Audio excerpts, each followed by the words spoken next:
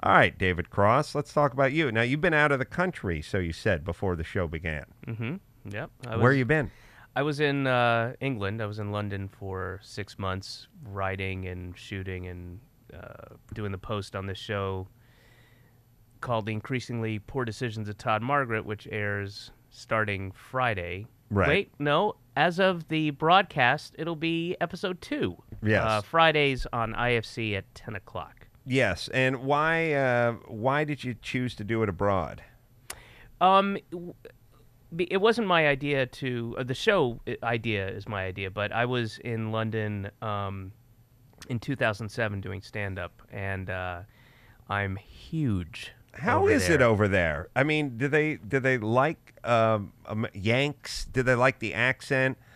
I mean, do they have? No, they don't. They don't like that, but that's understandable. The more, and I was there for 6 months, and I've been going back and forth there for a long time, but you really, really do get hyper aware of not everyone's accent, but the kind of classic, like, upspeak girl American accent is so grating and horrible, and you really start hearing it. Like, you'll be walking down the street, and you're totally used to the British accent, and then you'll just hear from around the corner, like, "Oh my God, I was like, whatever," and right. You hear it, and it's like nails on a chalkboard, and that's to them, the exemplary of the American accent, or guys, frat guys, bro. Yeah, I always like the only thing really us white guys really have is, yeah, you do.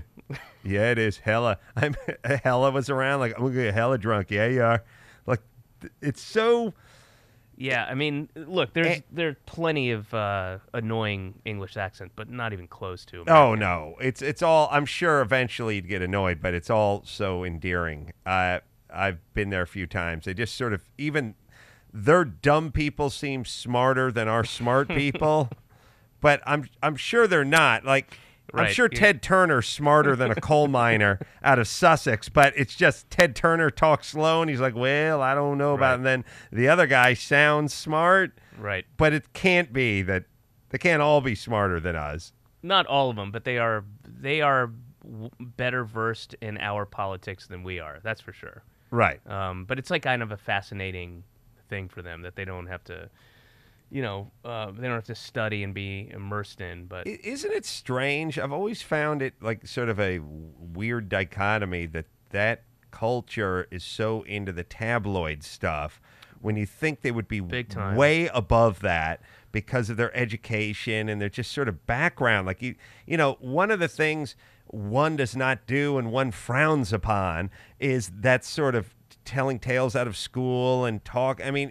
when you're talking about that sort of gentry yes, and those people, right. You think you don't say that about the Queen. You leave the royal family alone. Like it's so out of bounds for their culture and how they have it set up. And the Queen and all the folks, Princess Di and you think they would just be completely. You think that the people who, if somebody wrote a tell-all book about Princess Di or the Queen, that they would be a pariah in that country? Well, they kind of are. That is crossing the line. I mean, sometimes that line is crossed, but there really is like an unspoken, you don't mess with the royal family or the aristocracy. Just the general fascination with what the Beckhams are up to. Yeah, but they're like Hollywood, I know, but I understand, I understand the dumbos around here giving a shit about what Britney Spears is up to or how much weight Jessica Simpson may have put on in her mommy jeans, but why? I just feel like they're above that. I'm trying to compliment them, basically. Like, I want to go over to England and go, you know what I feel like? Like, I was a shitty student in junior high and high school. And no teacher ever. So mostly you were a shitty student. Well, there was no college, and they didn't really count 1 through 5. So yeah, okay, I was a shitty student. Yeah, it was like going. I was a criminal in my teens, my 20s, my 30s, my 40s, my 50s. And then once I got to jail, I sort of slowed down a little bit with the activity. Yeah, I was a shitty student. Yeah, I guess it's like saying engaged to be married. Like, I just say engaged. We know what you mean. All right, so I was a shitty student. And nobody ever pulled me aside and said, you know what, Adam?